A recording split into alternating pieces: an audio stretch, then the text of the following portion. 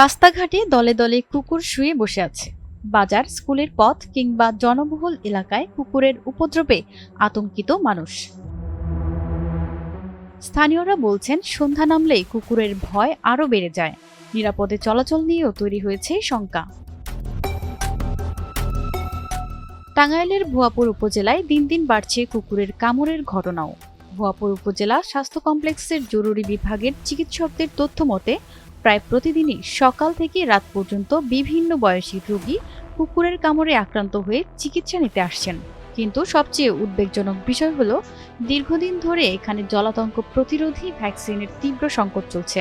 উপজেলার বিভিন্ন ফার্মেসি ঘুরে জানা গেছে, চাহিদার তুলনায় ওষুধ কোম্পানিগুলো পর্যাপ্ত ভ্যাকসিন সরবরাহ করতে পারছে না। ফলে অনেক ভুক্তভোগী প্রয়োজনীয় ভ্যাকসিন পাচ্ছেন না। একজন ভুক্তভোগী হিসাবে বলতেছি যে আমি রোগী নিয়ে আসছি, আসার পরে এই জলাতঙ্ক রোগের কোনো ভ্যাকসিন নাই, এমনকি আমি প্রাইভেট ফার্মেসিগুলোতে গিয়ে দেখি যে ওইখানেও নাই। এবং খোঁজ নিলাম যে টাঙ্গাইলে আছে কিনা, কিন্তু টাঙ্গাইলেও এটা পেলাম না। ভ্যাকসিন খুব সংকট। যদি এই হারে সংকট চলতে থাকে তাহলে আমাদের রোগীগুলোর প্রবলেম হয়ে যাচ্ছে। তো আমরা চাচ্ছি বাংলাদেশে বর্তমানে ইনসেপ্টা প্লাস পপুলার দুইটা কোম্পানি তৈরি করতেছে। আমরা চাচ্ছি এরা দ্রুত যাতে এটার সমাধান করতে পারে, যাতে করে রোগীরা তাদের সেবাটা পায়। ভুয়াপুরে কুকুর এবং শিয়ালের উপদ্রব অনেকটা বেড়ে গেছে। গতকালকে আমরা যতটুকু জানতে পারি প্রায় 20-25 জনের কুকুরে কামড়াইছে। তারা সবাই হাসপাতালে আসে এবং হাসপাতালে এসে কেউ ভ্যাকসিন পায় না, এবং পরবর্তীতে তারা ফার্মেসিগুলোতে যোগাযোগ করেও দু একজনে হয়তো পাইলেও অধিকাংশই এই ভ্যাকসিনের অভাবে সমস্যায় আছে। এ থেকে আমরা আশঙ্কা করতেছি যে খুব তাড়াতাড়ি আমাদের এই অঞ্চলে জলাতঙ্ক রোগীর সংখ্যা বেড়ে যাবে। এটা একটা আমাদের বিষয়টা খুব উদ্বেগজনক। ফার্মেসি মালিক ও ওষুধ কোম্পানির প্রতিনিধিরা বলছেন, উৎপাদনের তুলনায় চাহিদা বেশি হওয়া এবং কাঁচামালের সংকটের কারণে বর্তমানে ভ্যাকসিন উৎপাদন ও সরবরাহ ব্যাহত হচ্ছে। আগে ছিল কিছু কম ছিল, তাও 2-4 জনকে দিতে পারতাম। মোটামুটি 10-12 দিন যাবত একবারেই নীল, কোনো সাপ্লাই নেই। এখন কোম্পানি বলতেছে ল ম্যাটেরিয়ালস আমদানি করতে পারতেছে না বিদেশ থেকে। পর্যাপ্ত পরিমাণে চাহিদা থাকার কারণে আমরা আমাদের সরবরাহ একদমই কম, যার কারণে আমরা এখানে যোগান দিতে আমাদের সমস্যাটা হয়ে যাচ্ছে। আমাদের মানে এত চাহিদা অনুযায়ী আমাদের ভ্যাকসিনটা দেওয়াটা সম্ভব হচ্ছে না। আমাদের এখনো কোম্পানি থেকে কোনো ইনস্ট্রাকশন নাই, যদি তবে খুব দ্রুতই সমাধান হবে এরকম একটা আশ্বাস পাইছি আমরা। ভ্যাকসিন সরবরাহ না থাকায় চিকিৎসা কার্যক্রম ব্যাহত হচ্ছে।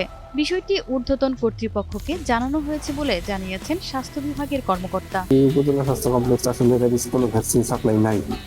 আমরা চাহিদা দিয়েছি, যদি সরকার কখনো সাপ্লাই দেয় আমরা দিতে পারবো, তাছাড়া রোগীদের কিনে দিতে হবে।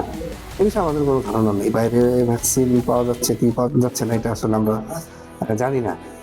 আমাদের সরকারিভাবে সাপ্লাই নেই, এটাই আমরা জানি আর কি। সেক্ষেত্রে তার জনগণকে আক্রান্ত হওয়ার ঝুঁকি থাকবে। অন্যদিকে 2 বছর আগে উপজেলায় প্রায় 70% কুকুরকে টিকা দেওয়া হলেও বর্তমানে সেই কার্যক্রম বন্ধ রয়েছে। দ্রুত নিয়ন্ত্রণমূলক ব্যবস্থা গ্রহণ করা হবে বলে জানিয়েছে প্রাণী সম্পদ বিভাগ। আসলে আমরা এই কুকুর যাতে এই রেবিস রোগটা না ছড়াতে পারে তার জন্য আমরা ইতিপূর্বে আমাদের স্বাস্থ্য অধিদপ্তর, প্রাণী সম্পদ অধিদপ্তর যৌথ উদ্যোগে আমরা এই ভুয়াপুর উপজেলায় 2 রাউন্ড গণহারে আমরা কুকুরের রেবিস ভ্যাকসিন প্রদান সম্পন্ন করেছি একটা ওয়ান হেলথ প্রজেক্টের আওতায়। আর বর্তমানে আমাদের এই কুকুরকে আমরা আমাদের ভ্যাকসিন সরবরাহ সংকট থাকার কারণে আমরা নিয়মিত ভ্যাকসিন প্রদান করতে পারতেছি না। তবে আমরা ঊর্ধ্বতন কর্তৃপক্ষকে অবহিত করেছি যাতে আমরা পর্যাপ্ত পরিমাণ এই কুকুরের ভ্যাকসিনগুলো পাই। আর বিশেষ করে যারা পোষা কুকুর পালে, পোষা কুকুর অথবা বিড়াল যারা পালছে তাদেরকে আমরা বলতেছি যে তারা নিয়মিত এই কুকুরের ভ্যাকসিন বা বিড়ালের ভ্যাকসিন তারা নিয়মিত করে, এবং সেজন্য আমরা তাদেরকে পরামর্শ প্রদান করতেছি। এবং আমাদের দৃষ্টিগোচরে যদি কোনো অসুস্থ কুকুর আসে সেক্ষেত্রে আমরা তাদেরকে চিকিৎসা সেবা প্রদান করতেছি আমাদের উপজেলা প্রাণী সম্পদ দপ্তর থেকে। স্থানীয়দের দাবি, দ্রুত পর্যাপ্ত ভ্যাকসিন সরবরাহ নিশ্চিত করা এবং বিকারগ্রস্ত কুকুর নিয়ন্ত্রণে কার্যকর ব্যবস্থা নেওয়া না হলে জনস্বাস্থ্য মারাত্মক হুমকির মুখে পড়বে।